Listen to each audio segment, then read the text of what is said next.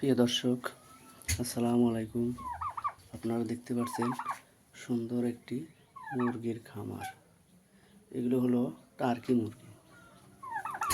Turkey মুরগিগুলো ডিম দেয় আপনার একটানা ৬-৭ মাস।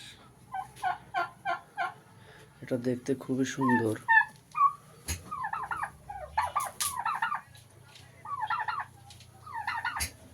এখানে আছে দুইটা মোরগ, 10টা মুরগি।